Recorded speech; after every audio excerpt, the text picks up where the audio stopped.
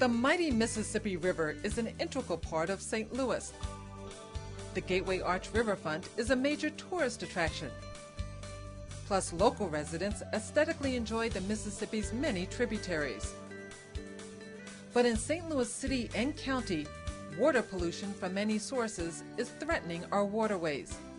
That's why the Metropolitan St. Louis Sewer District, better known as MSD, has begun its Clean Rivers Healthy Communities program.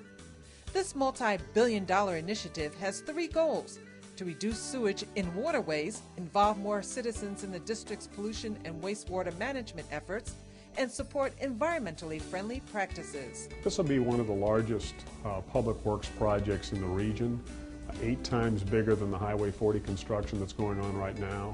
What will be different is that we'll be building these programs over multiple decades instead of doing it all at once over a few-year period. If you find it hard to believe that such an investment in sewers is necessary, it's probably because you don't often see nor think about them.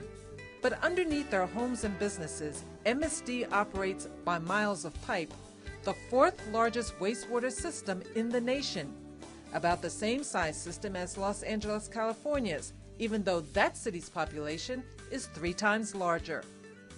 Our treatment plants handle 330 million gallons of sewage a day. That's equivalent to filling up the Edward Jones Dome twice. MSD maintains 3 types of sewers: a separate stormwater system, a separate sanitary sewer system, and a combined sewer system that handles both stormwater runoff and sanitary sewage.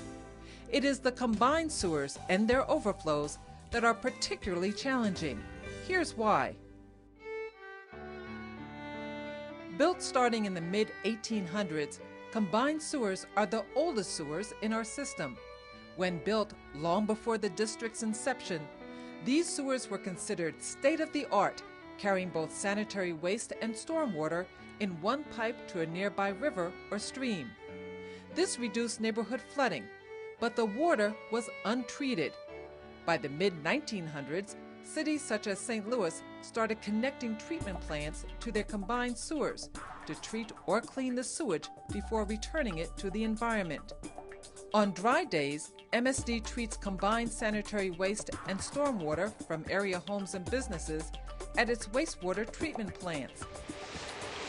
But that's not always true when there's heavy rain or snowfall, particularly when you consider that 1 inch of rain generates 1 billion gallons of water. Our sewer system's limited capacity sometimes makes it impossible to treat all of the combined stormwater and sewage. To avoid flooding your streets and homes with this untreated water, it instead is discharged into local waterways. These discharges are known as combined sewer overflows. It's similar to your toilet overflowing. It can be unhealthy, smelly, and a challenge to clean up. This pipe near the Macklin Pump Station in South St. Louis is MSD's single largest combined sewer overflow. Notice the rush of the water and the debris. The water is from heavy rains the night before. The debris is from people who improperly dispose of trash and other waste. Sewer overflows look and smell bad. There are also various types of diseases you could possibly get from sewage. Bacteria and viruses such as hepatitis, cholera, dysentery, gastroenteritis, and some more common ailments such as swimmer's ear.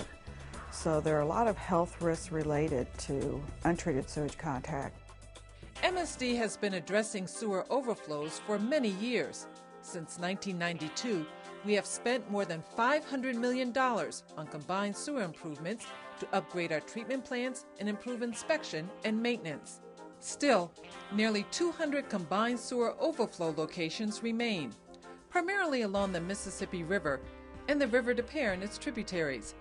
These overflows discharge more than 13 billion gallons a year. There are over 700 communities in the nation that have combined sewers that are coming to grips with these sorts of problems. So it's not a unique situation to St. Louis.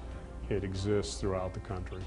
State and federal regulators are now mandating that all sewer districts across the country control and reduce their combined sewer overflows.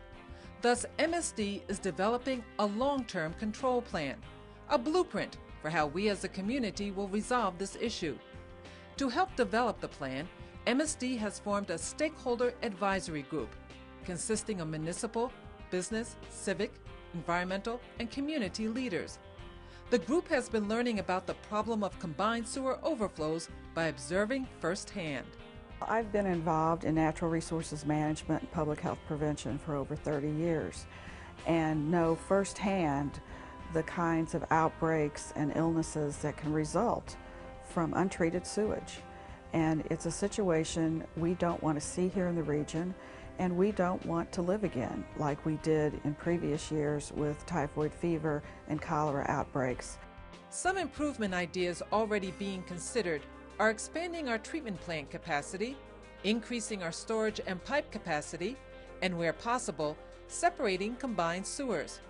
We are also exploring green practices, such as replacing impervious surfaces.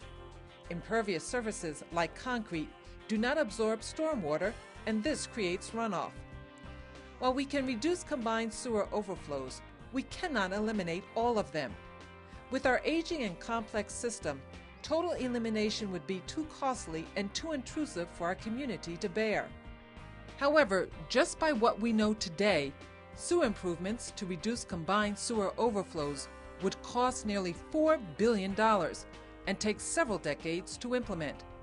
Thus, as a community, we must decide what to do and how to pay for it. Unlike in the past where there was a lot of federal grant money, these sorts of projects today are paid for largely with ratepayer dollars that are local. We want to be as careful as we can be about getting every benefit we can for the dollars we spend, and being really cognizant of the fact that people on fixed incomes have to pay the freight for this sort of program. It'll largely be paid for with local dollars, but we want to take advantage of state and federal loans and grants that are available.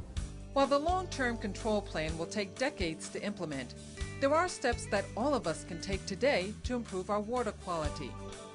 If you're a resident, disconnect your rain gutters and downspouts if possible and let the water seep into the ground. Properly dispose of pet waste, yard waste, and trash by putting it in receptacles. Take grease or oil to a recycling center instead of pouring it down your toilets or drains. This is also true for household hazardous waste like paints and cleaners. Just remember, if you won't drink it, don't flush it or dump it. We know that a lot of the pollution is caused by just people at homes and what they do around their home and how they maintain their home. And it not only helps the environment, it helps keep their home safe. Like residents, business owners can recycle and properly dispose of waste, pick up litter, and wherever they have blacktop, put in porous pavers. Municipalities can also help. Officials can monitor any pollution coming from their operations, educate their residents, and use planning and zoning tools that promote green practices and development. Municipalities can support programs that encourage low-impact development. Even in built-out environments like the city of St. Louis, there are programs that can slow down the water from getting to the sewers so that the water doesn't get there while we're having a rain event. Another way to become part of the solution is to get involved in the planning process for reducing combined sewer overflows. MSD will host public open houses. Attend these meetings and give your input. You can also invite a Clean Rivers representative to speak at your neighborhood or organizational meeting. To learn more or to get more information about upcoming public meetings, visit our website at www.cleanriversstl.com. Together, we can protect our waterways for generations to come. The bottom line is that we're all going to benefit from being in a more healthy environment, and to the degree that the environment is healthy, we have better health ourselves. So we're talking longevity and happiness and just having a good life. You know, breathing clean air and drinking good water.